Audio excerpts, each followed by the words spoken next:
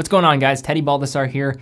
So ever since starting this channel, every single year that I've been posting videos, I have done some type of video looking at microbrands. Now next up we have a brand that has been on my radar for some time, one of my favorite microbrands out there, and that's Eza Watches. Looking at the Sealander. So this was a watch that made an appearance in an early list video that I did back in 2018. Featured in that video, I thought it was a very attractive looking piece, but also I featured it in my first microbrand video as well. So this brand was restarted after falling victim to the quartz crisis back in 2016 by two young Dutch gentlemen, having the mission to really produce vintage-inspired dive watches, solid build construction, and producing their watches in Germany. Now, the Sealander was one that really stood out for me for a few different reasons when I first saw it.